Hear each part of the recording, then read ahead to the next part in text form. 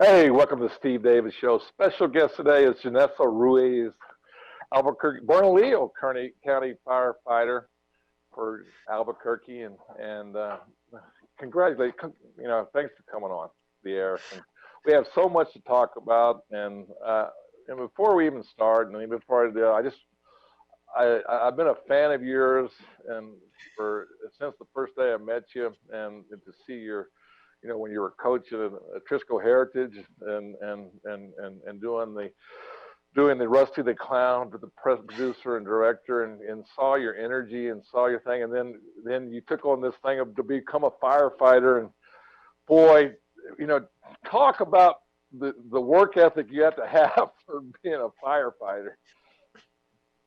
Oh yeah, it's I'll tell you this. It is one of the most difficult and most rewarding things I have ever done. It really is.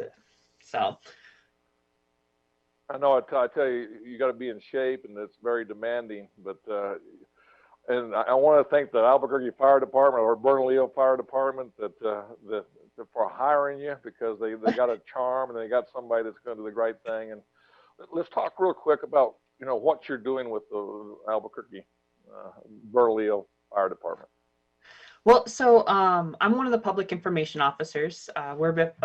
There's three of us in this department. What we effectively do is we're kind of that intermediary between in speaking with the public and the media in regards to stuff that's going on within the department, whether that's talking to the media when it comes to being on scene for a large scale fire, a big incident, or dealing with public relations. One of the fun things that we've actually got to do because of COVID, because it's changed the landscape of quite a few things, is we used to do station tours with elementary schools. But since we can't do that anymore, and a lot of stuff has been shut down, what we started doing is for these things called birthday parades. So when a young child has a birthday, we'll actually send an engine and a rescue out to go drive by their house, blare the alarms, tell them happy birthday on the big speaker, just to kind of give, just to still have that connection with the public.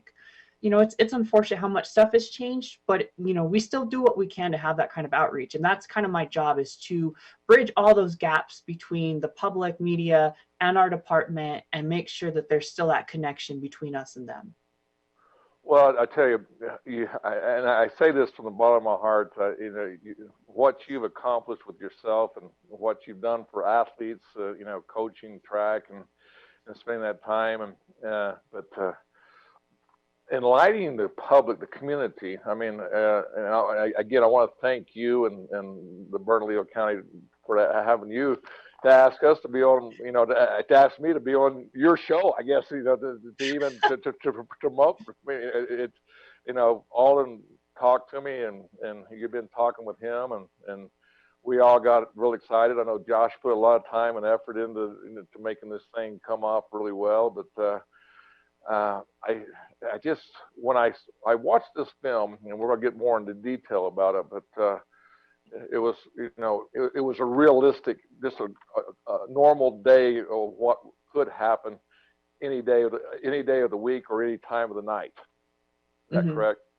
Yeah, absolutely. Like, what we shot, again, as we get into it, what we ended up doing is when I wrote this, I wanted to make sure that it felt as though that this could be like your everyday, someone who struggled with behavioral health, had it under control, then through some unfortunate circumstances that were not his fault, gets thrown into a completely different world that he no longer recognized. And I think that the biggest thing I definitely wanted to highlight, particularly on this, was just that he had no control over it. He wasn't a bad person. He had a kid, he had a wife, he did everything that he was supposed to do, and then things just went sideways. And when you lose control like that, when you don't have your hand on the steering wheel, effectively, life can get out of control, and sometimes you need help. And that's what we were trying to achieve with this. We wanted to make sure that everyone saw that this could happen just about anyone, and to help recognize when that does, and to maybe help people understand that it's okay to seek help for that.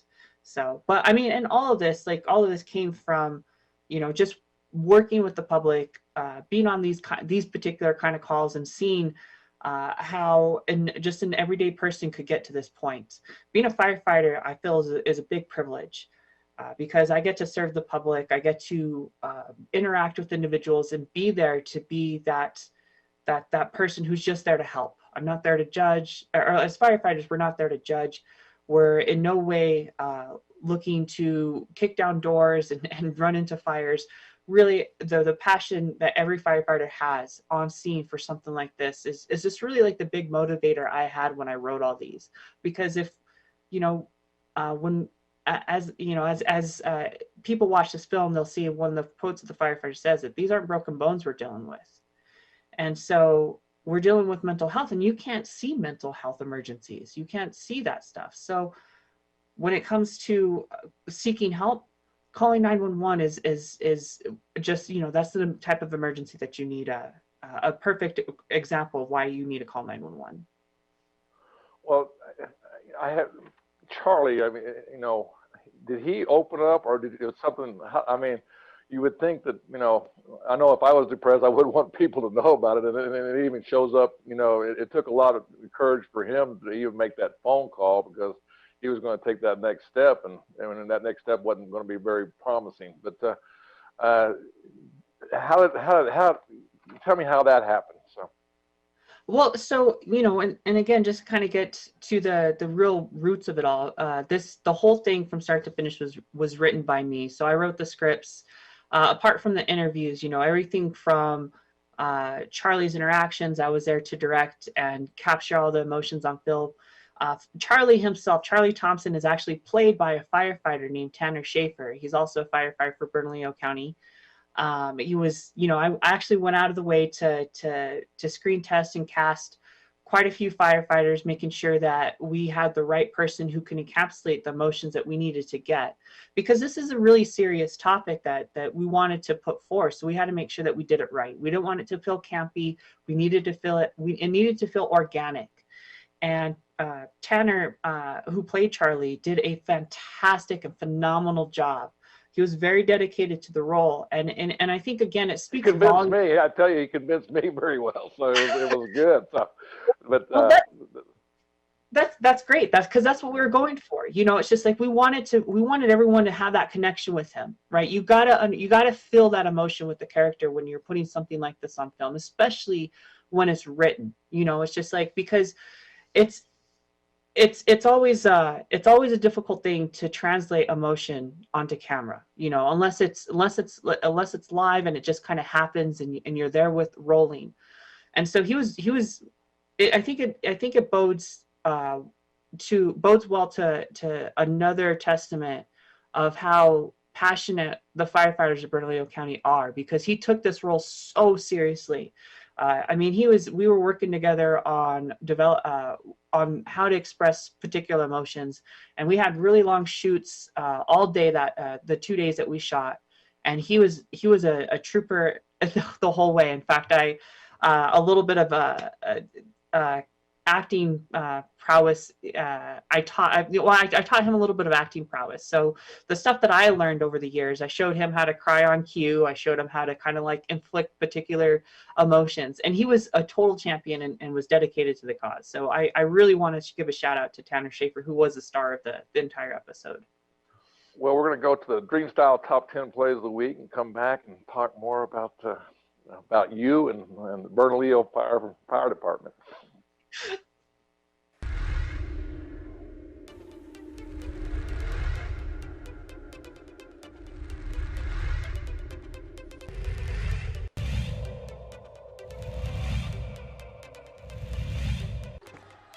Ramos, rise and fire. He's fouled. You know, he used to coach for Del Norte. And here's Voss all the way with the finish. He'll get the behind the back of the dribble. Tries to go up with the right hand. He changed hands in midair and hotting it, sent it away.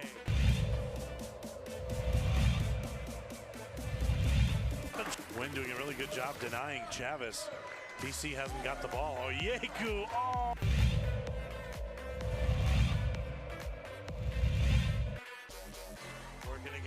Watson, oh, look at the spin move.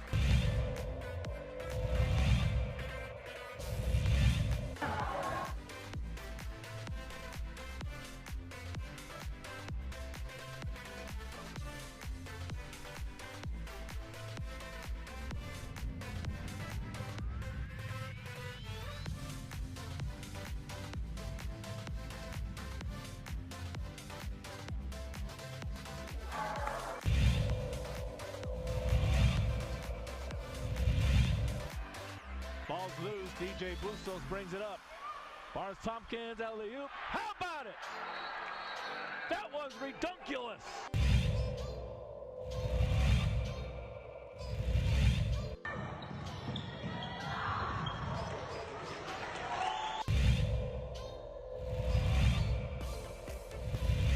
Turnover. Cable to the big fella might try to jam one home.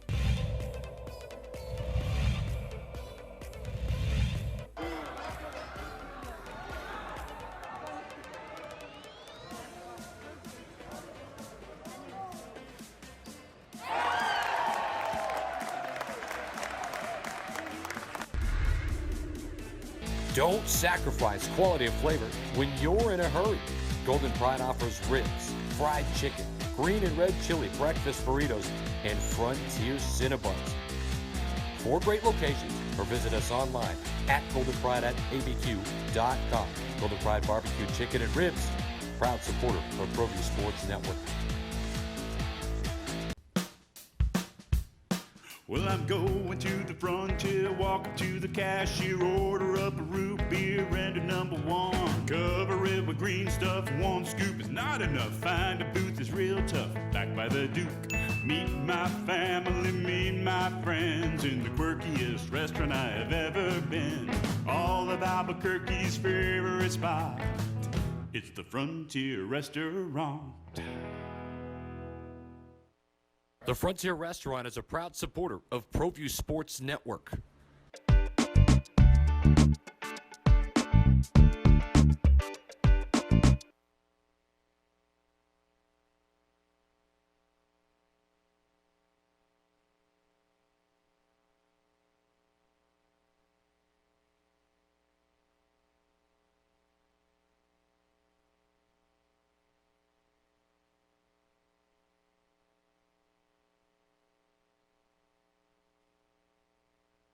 I stopped going to therapy, and then the person that my wife thought I was just left. I couldn't live it anymore. I couldn't live the nightmare. I went there, I was ready to do it, and I don't know what stopped me. I don't know what made me call 911. Bernalillo County 911, what's the address of the emergency? Hi, I don't know if this is who I'm supposed to call, but I need some help. Well, that's your. First of all, I want to everybody that's watching this, and that you produced the show and directed it, and put all the parts together. And congratulations, and very moving and very easy to understand and to get the point. And it wasn't very long, and it wasn't dragged out. You hit the points, and it very well done. That's all I'm saying. Oh, well, thank you. I appreciate that. And while we were talking on break, we had brought up just some of the mechanics that kind of went into it. Just, being a public information officer, you kind of wear many hats, and having my production background, this is exactly where I knew I wanted to be, and as a message I wanted to get across to the public. And doing so with Charlie, or at least telling Charlie's story, that was, it wasn't the easiest thing to do. Whenever you're putting emotions like that, someone's tragedy on film. So we knew we couldn't do it with the real person, just because of we didn't want to really out anyone or put anyone on the spot. And so what I ended up doing is I wrote and directed this. So Charlie Thompson, who was played by, like I had mentioned last segment, a firefighter named Tanner Schaefer, both of us have worked together on building on the emotions that someone who's going through this kind of behavioral crisis is going to be exuding during that kind of time. And he did a phenomenal job putting his acting skills to camera and getting that in the can so that we could go ahead and put this whole thing together to show people what it's like to go through a behavioral health emergency. Now, as firefighters, we see that all the time when we respond to calls like that. So we kind of experience it vicariously through their emergency. We see how the family is affected. We see how the children are affected, and we see how the individual themselves are reacting to when first responders show up on scene. And having to write that was probably one of the biggest challenges I've ever done as a film producer. But it was something that I felt was so important. It's such a big message to get across. We always are so quick to call 911 when we have an emergency, when we have a fire, a car accident, or we've injured ourselves somewhere. But we've never come to terms with what do we do when we have a behavioral health emergency. And I think showing that, trying to take the stigma away, showing that Charlie was just a regular person trying to do the best that he could. And then the circumstances beyond his control, his life kind of fell apart. And he didn't do anything wrong. He just was put in a really bad situation. And again, Tanner Schaefer did a great job showing that, bringing that character to life on camera. And as the documentary kind of progresses, you could kind of see where Charlie is quite apprehensive to call 911. And I think a lot of individuals are. They feel as though that they're in trouble or that they've done something wrong. And I think we got to get past that idea that if you're having a behavioral health emergency, you haven't done something wrong. And that if it's a true emergency, we're there to get you that help as first responders. And through the various agencies, and Bernalillo County does a great job with their behavioral health services, and all the different organizations that we work with to make this happen. But Charlie himself, the reason why we went particularly with this type of call is because this is what we actually see happen.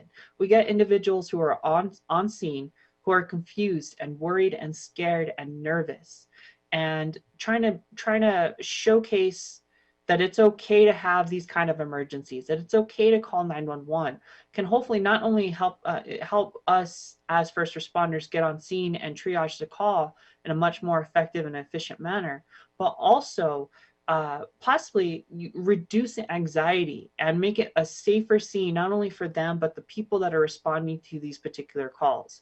Really, showing the call from start to finish, I think, opens up the eyes to the public of what they may encounter if they ever have to utilize our services for these reasons. Well, I tell you, one of the first things he said, I don't know if I'm calling the right person or calling, I just need help. And it opened my eyes up. And now if I'm talking to somebody that has, somebody that is depressed, I say, why don't you call 911 and talk and get help from there, and get advice, not from me, from somebody that really is not educated enough to give the right advice, but somebody that they deal with it on a daily basis. And I think the way you just opened that up, where it was a question within a question, and it was answered, with that character, and it was really moving the way things were, when it was questions were answered all the way through the thing without, oh, here's what you do or whatever. It was the character speaking and saying, look, I'm in the park, or I'm in this place, and I don't know. And then how the whole process worked is very enlightening. Right. That and I feel as though that's what I was, and I'm, you never know really what you have in totality until you get everything in the can and you start pulling it apart, right? As I said, we had two days in a row where we had an incredibly long shoot, trying to get a lot of moving parts together. We were working with multiple organizations. We had a detective with Bernalillo County Sheriff's Office there. We had a licensed clinician from HopeWorks. We had the communications trainer from Bernalillo County's Emergency Communications. We worked with the director of behavioral health, Margarita Chavez. We had a lot of individuals who were on on a really tight budget, time budget, to try to get all this coordinated and work. So, everyone did such a phenomenal job and such a great job. And again, I think it's a testament to how passionate every individual, every first responder, everyone at Bernalillo County is to ensuring that we could, get this message across to the public, because everyone dedicated a lot their time to make this happen. And to show that that progression from an individual who was just having a behavioral emergency to calling 911, to the first responders showing up, we wanted to give, again, that insight. What do we look for when we go on a call? How does a detective and an individual, a licensed clinician from HopeWorks, triage the call and figure out what's going on? We really just wanted to open the eyes to the public and show them that it's okay to call 911 if you're having an emergency. And I think that's one of those things that I think we had a little bit of questioning, like, are we asking everyone to call 911 for every emergency? Well, of course, if it's a true emergency, call 911. But also, this video showcases that we offer other services that, if before it gets to a behavioral health emergency, that the public could utilize and take advantage of, so that it never gets to the point that you have to call 911. So we're hoping that we show two messages here. One, what we have to offer, and then two, that it's okay to call if you are actually having a true behavioral health or mental health emergency. We're going to go to a break, and we're going to come back and talk more about these issues. How's that? Sounds great.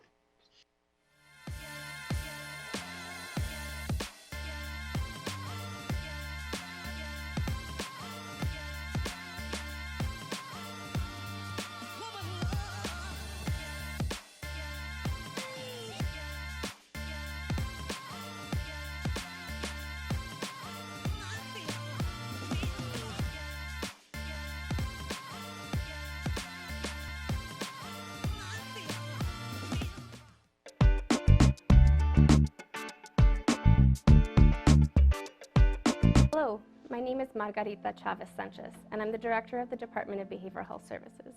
The Department of Behavioral Health Services is currently funding a wide array of behavioral health supports. Oftentimes, that interaction starts with a call to 911. It starts with us taking the call, but everything that we do in the communication center impacts our field responders. I think as we progress in the times, and mental health and the things that all correspond involving mental health, it's growing. It's growing every year, and the resources that people are starting to provide and people are seeing are necessary are starting to all come into play. Calls for service or suicidal threats, suicide attempts, psychosis, folks who have co-occurring disorders such as substance abuse and mental illness that are going on simultaneously. We all have to work together and collaborate for the best care for the patient. Behavioral health services are really important to the community as a whole, because we recognize that mental health should be equitable to physical health. These aren't broken bones that we're dealing with. These kind of patients need to be connected with the right resources. Anytime anybody calls 911 or they call a non-emergency number, the call is going to come into the communication center first and foremost. The call taker is going to essentially triage the call to create the call for service, and then they will be able to pull from the resources, whether it's firefighters, paramedics, or law enforcement officers, to be able to dispatch them to the call for service. If someone is experiencing an innate behavioral health crisis, we want to bring the most appropriate response to that calling party to help them meet their needs. The things that all correspond involving mental health, it's growing. It's growing every year, and the resources that people are starting to provide and people are seeing are necessary are starting to all come into play. Unfortunately, I think there's a lot of times we are called to service and folks do not know that we exist. We'll get on scene, will tell us that I had no idea that there was a mobile crisis team, with a licensed clinician and an officer that's trained in doing her first documentary on depression, and what a great job you've done. And tell people how you can watch it. Okay, I know it's going to be on let me make sure I'm saying this right. It's going to be Wednesday night, 9:30 on Channel 26. So I don't know if you knew that or not, but we're gonna run it live on this Wednesday. So, but I'm sure you have it on your website. And how do we find? How can people go watch this? Yeah, so we have it located on all our social media. So from our Twitter feeds to Instagram and our Facebook. So you can find it at facebook.com/BerncoFD. And then if you do any kind of major search for just Bernalillo County Fire and Rescue or Bernalillo County Fire Department, you should be able to pull up all our social media, and it should be a quick search, and you'll see it. It's called One of Us. And there's we listed on 3 separate segments over the last 3 weeks on our social media. The news has also put out a big blast on it, so that was really great. So it's just, but yeah, you can find us on our YouTube page, social media, Bernalillo County Fire. You should be able to get to it, no problem. I have a question. How many firefighters now are trying to interview for, to be a movie star or be in the public eyes? I mean, are you building up a little competition there, or about why you didn't ask me to be part of this program, or what? So. I think so. The public information officers do a lot of production. We're content creators effectively because we shape these messages for the public. And it takes a lot of work. And you being in production, you understand, it's not just pointing a camera at something and saying action, especially when you're dealing with a multi-camera, multi-scene, multi-character kind of thing. And I believe a lot of the firefighters around us see how hard we work. So there's not a big line to jump and do what we're doing. But we do have a lot of people that want to be on the show, being the Charlie of the show, or whatever person that's going to be doing the talking and speaking. Right. No. And yeah, but I think them seeing what we do and seeing how long it takes just to do a regular shoot, there's not a big line. In fact, there's kind of an old tradition where if a firefighter ends up on the news, they owe their whole crew ice cream. So that's kind of been true with a lot of our productions as well. So there's not a big line, but we do have a lot of people who have some aspirations to become little famous. So. Well, I tell you what, everybody that did it really well, and they were very professional in what they did, and to the point. And it wasn't watching a documentary that it kept your interest. From what was it? There was 3 stages or 3 steps of the thing. It kept you where you wanted to see how it developed all the way through. Yeah, it flowed very well. That's what I'm saying. It flowed very well. So. Well, thank you. Yeah, the department, we're very proud of how it all came out. I'm very honored that the department let me create something like that. But for anyone who's looking for any kind of behavioral health services or any kind of mental health aid, the Department of Behavioral Health for Bernalillo County has adequate and ample resources that they could utilize. If you go to bernco.gov and look under the behavioral health services, you could see a whole plethora of different things that the public could utilize. There's services that are either free or could connect you with a whole bunch of different support programs, all the way from the mobile, peer case management, peer support, youth transition. All those are services that are available, that's funded by the public. And if we can't get it for you, the service for you, we could connect the dots to do what we can to make sure that everyone is healthy, happy, and safe, because that's our ultimate goal with this. Well, Janessa, thanks for coming on the Steve Davis Show, and keep doing what you're doing. You're doing a great job. Absolutely. Steve, it was an absolute honor. I want to tell you, it really, really was. Thank you so much for hosting this show. You guys are amazing. A Proview Network fan right here all the way forever.